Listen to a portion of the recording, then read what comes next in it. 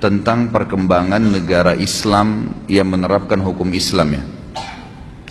Sekarang di 3 tahun terakhir ini atau 10 tahun terakhir inilah ya, ada 2 negara yang menerapkan syariat Islam dalam kehidupan mereka, dan ternyata dua-duanya tiba-tiba menjadi negara yang sangat berkembang pesat dikala banyaknya negara-negara Islam yang terpuruk ya. Saya bacakan, kalau yang sudah berjalan sekitar 10 tahun adalah Turki.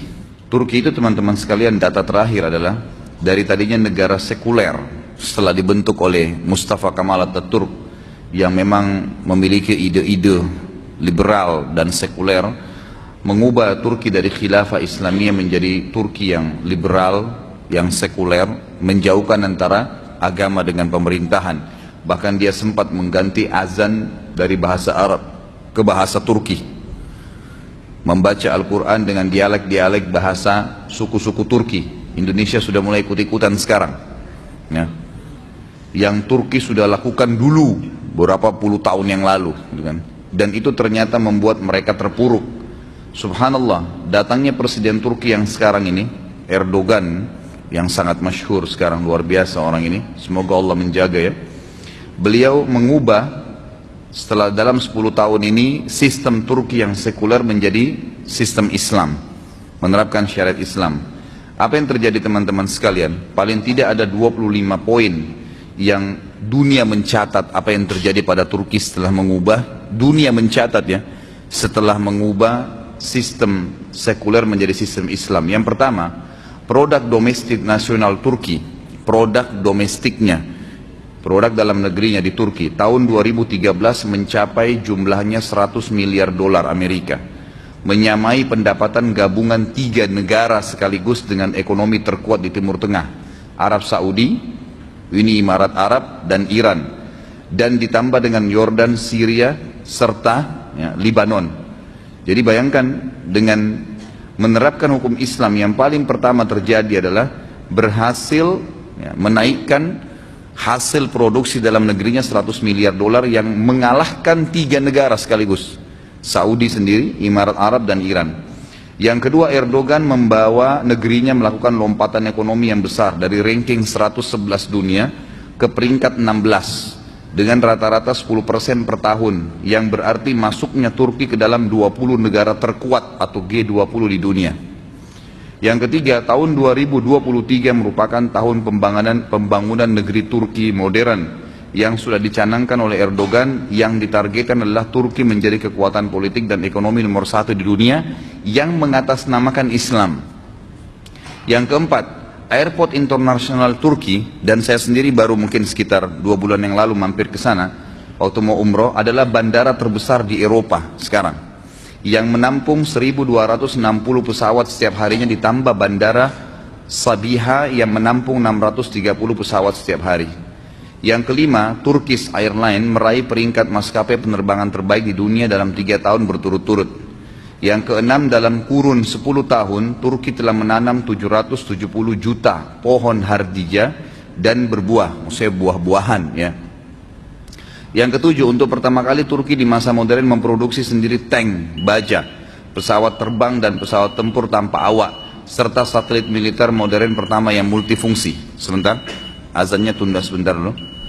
Nomor 8, poin 8, kelebihan 8, Erdogan dalam 10 tahun pemerintahannya telah mendirikan 125 universitas baru, 189 sekolah baru, 510 rumah sakit baru, dan 169.000 kelas baru yang modern, sehingga rasio siswa per kelas tidak lebih dari 21 orang per kelas, dan menjadi sekolah-sekolah terunggul sekarang di Eropa.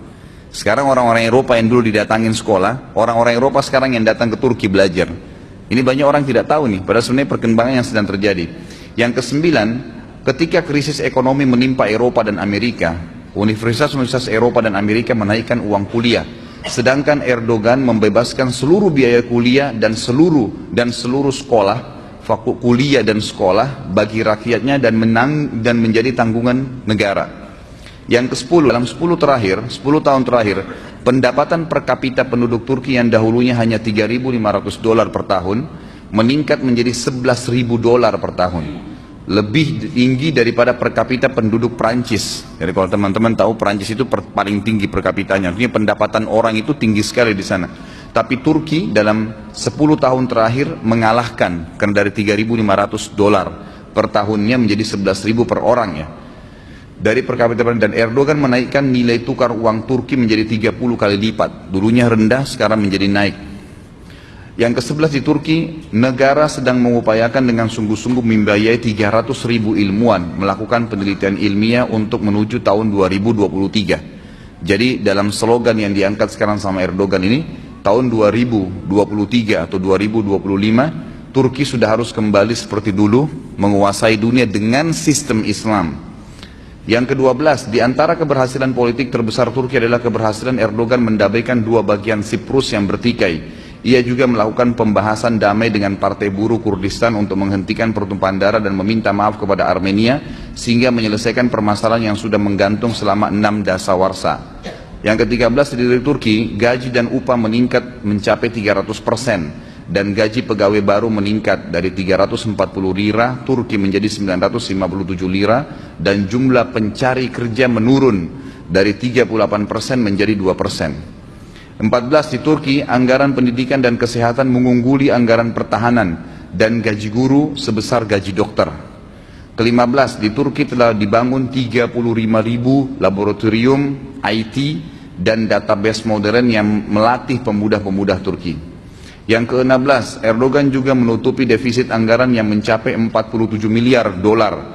Sebelumnya, cicilan terakhir hutang Turki ke IMF adalah 300 juta dolar pada Juli lalu. Bahkan Turki sempat sekarang ini meminjamkan IMF ya, yang sudah jelek namanya sebesar 5 miliar dolar. Dulu Turki utang, lunas semua utangnya, sekarang dia yang pinjamkan IMF 5 miliar dolar. Di samping itu Erdogan juga menambah cadangan devisa negara sebesar 100 miliar dolar. 17, 10 tahun terakhir ekspor Turki hanya 23 miliar dolar ekspor dari luar. Ekspor di luar sekarang meningkat, tadinya cuma 23 miliar dolar, sekarang meningkat jadi 153 miliar dolar, mencapai 190 negara. Yang paling banyak adalah mobil. Jadi semua mobil di Eropa dan banyak juga dimasukkan di Indonesia sekarang atau di Asia Tenggara itu diproduksi di Turki. Dan saya tanya sendiri orang Turki kemarin, memang statementnya seperti itu. Yang paling banyak adalah mobil, yang kedua peralatan elektronik. Setiap 3 perangkat elektronik di Eropa satunya produk Turki. 18, pemerintahan Erdogan sekarang mengawali pengelolaan sampah menjadi pembangkit tenaga listrik yang digunakan oleh sepertiga penduduk Turki, dan energi listrik sudah dinikmati 98% penduduk Turki. 19, Erdogan pernah duduk berhadapan dengan seorang anak perempuan yang usianya masih 12 tahun, tampil dalam siaran langsung televisi, berdebat dan berdiskusi tentang pembangunan Turki masa depan. Beliau menghormati kecerdasan dan semangat anak tersebut, sekaligus beliau mendidik anak-anak Turki agar terbiasa untuk memikirkan tentang masa depan Turki. Ke-20, Erdogan adalah musuh, ya, dikatakan, disebarkan berita Erdogan adalah teman Israel. Padahal sebenarnya Erdogan adalah musuh dari Israel. Bahkan Erdogan telah memberikan tamparan keras kepada Israel, dan dia telah memaksa Israel meminta maaf karena kasus kapal Marmara. Ada laut Marmara di Turki, itu pernah ditembak oleh orang Israel, maka dia memaksa. Dan Turki mengatakan peminta maafan tersebut akan diterima kalau mereka mencabut embargo Gaza, ya, sampai kalau tidak maka tidak diberikan maaf, gitu kan? Kalau tidak maka terjadi peperangan, diserang Israel. 21, dikatakan bahwasanya Erdogan satu-satunya pemimpin Muslim yang akhirnya mempermalukan Shimon Peres di sebuah sidang yang menyebut bahwasanya alasan-alasan kenapa dia menyerang Israel. Dan Erdogan akhirnya meninggalkan tempat duduk tersebut dan mempermalukan Israel. Sampai akhirnya disambut di seluruh pelosok jalan-jalan di Istanbul dan dianggap sebagai pejuang Muslim. 22, Erdogan juga menyemprot para demonstran penentangnya, ya, tetap aja orang ada menentang, dengan air dan tidak pernah menggunakan pesawat tempur, rudal ataupun bom-bom. Yang ke-23, Erdogan menolak anak gadis, ya, di Turki sekarang membuka hijab saat sekolah, bahkan mewajibkan hijab di negaranya. Yang ke-24, Erdogan satu-satunya kepala negara bersama istrinya mengunjungi Burma yang kemarin bermasalah dan bertemu dengan kaum muslimin di sana dari kawasan Myanmar yang dapat bencana, serta membawa kaum muslimin yang sedang susah menuju ke Turki dengan menyiapkan segala macam persiapan mereka, kebutuhan mereka. Yang ke-25, Erdogan menghidupkan kembali pengajaran Al-Quran dan Sunnah sekolah-sekolah negeri setelah hilang kurang lebih 90 tahun, dihilangkan oleh pemerintah sekuler. Sekarang pelajaran dasar harus belajar Al-Quran dan Sunnah. 26, Erdogan menetapkan kebebasan berhijab di kampus-kampus Turki dan di parlemen, yang dulunya tidak boleh satu orang pun parlemen yang pakai jilbab masuk ke dalam parlemen kalau perempuan. 27, Erdoganlah pemimpin muslim yang membuat lampu di jembatan gantung terbesar di dunia di pantai Laut Hitam dengan penerangan yang sangat besar bertuliskan Bismillahirrahmanirrahim. Padahal ada salah satu negara Arab membuat pohon Natal terbesar di dunia dengan menelan dana sampai 40 juta dolar. Erdogan 28 mengembalikan pembelajaran bahasa Utsmaniyah yang berhuruf Arab di sekolah-sekolah negeri. Dan yang terakhir adalah 29, Erdogan melepas pawai 10.000 anak-anak muslim yang berumur 7 tahun di jalan-jalan Istanbul dengan penuh bangga. Anak-anak tersebut akan memulai kewajiban sholat berjamaah dan menghafal Al-Quran setiap harinya. Negara yang kedua teman-teman sekalian adalah Brunei yang terdekat. Begitu dibuka, begitu disiarkan bahwasanya Brunei menerapkan hukum Islam, maka ditemukan kembali kiang-kiang minyak yang jumlahnya bisa berjumlah 70 kali lipat dari apa yang dimiliki sebelumnya. Baru diniatkan, baru diterapkan, sudah Allah bukain.